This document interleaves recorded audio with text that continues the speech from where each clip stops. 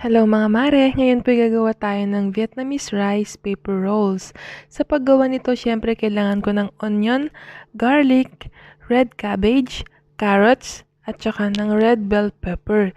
Ikakat ko lamang po siya or i-slice ko lamang po siya ng ganyan kaliliit. Nag-boil din po pala ako ng sotanghon. Kahit na anong brand po, sotanghon or kahit na ano po, pwedeng-pwede po yan. Pinainit ko na po pala yung ating palayok at lalagyan ko na po yan ng oil. Yung katamtamang oil lamang po ang ilalagay natin na saktong-sakto at tamang-tama sa ating paggigisa.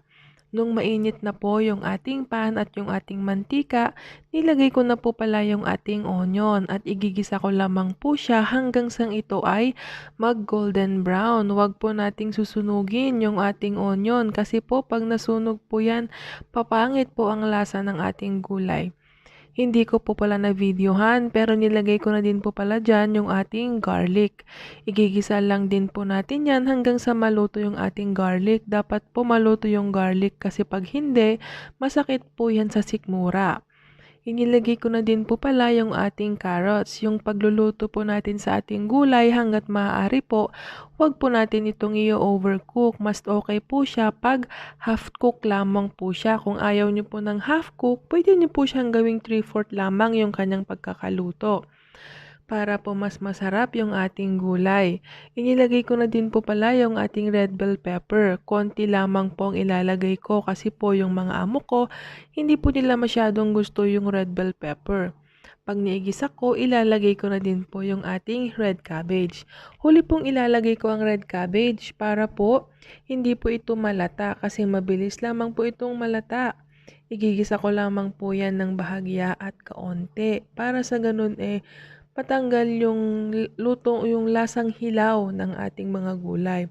Sa kabilang banda, nag-prepare po pala ako ng sesame oil, oyster sauce at saka ng toyo. Kung hindi po available ang sesame oil sa inyo or ang oyster sauce, pwede pong maglagay kayo ng toyo lamang at saka ng pepper. Nilagyan ko po pala yan ng pepper, hindi ko lamang po siya na-videohan.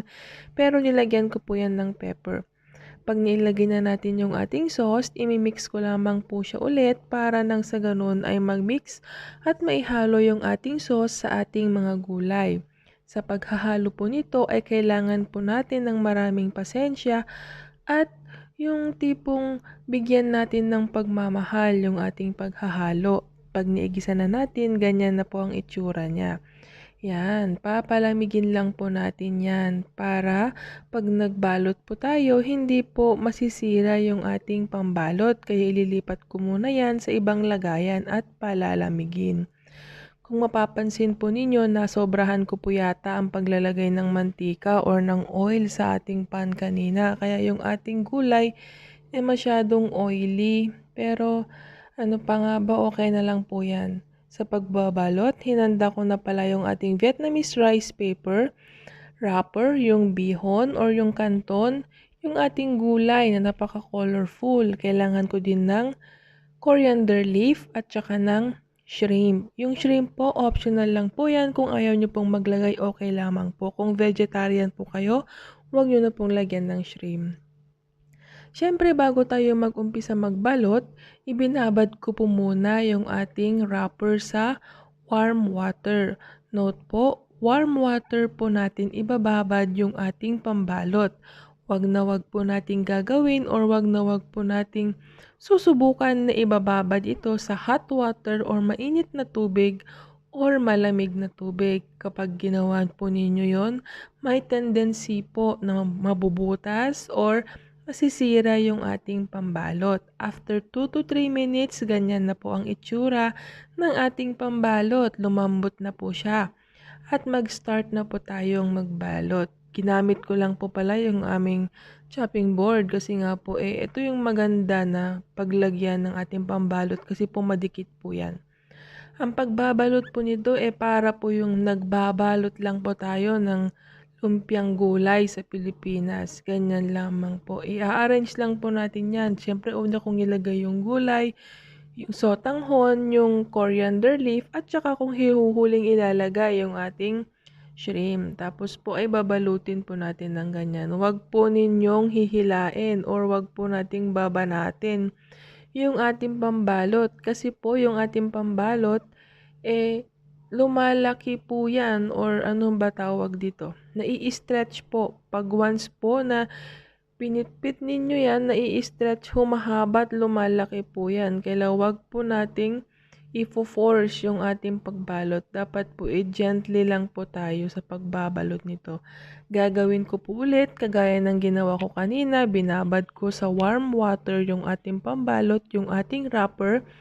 At after 2 to 3 minutes ay magiging malambot na po yung ating wrapper at magbabalot po ulit tayo. Ganyan lamang po. Huwag po kayong mabahala kasi po naghugas naman po ako ng kamay kanina bago ako magbalot Bago ako mag-prepare ng pagkain ng mga amo ko at ng mga kasama ko sa bahay, always po, nasa hygiene ko po yan na laging maghugas ng aking kamay. Yan, okay na po, malambot na yung ating pambalot. Kaya mag-start po ulit tayong magbalot hanggang sa mabalot natin lahat yung ating mga babalutin. Ayan, tabi lang po muna natin yan kasi nga magbabalot na naman tayo. Kagaya kanina, inaluna ko muna yung ating gulay. Tapos isusunod ko yung ating sotanghon. Tamang-tamang sotanghon lamang po. Huwag po masyarong marami. Ayan. Tapos dito po mas una ko pong ilalagay yung ating shrimp. Papagitna ko po siya, tsaka ko ilalagay yung ating coriander leaf. Tapos, babalutin po ulit natin yan ng ganyan.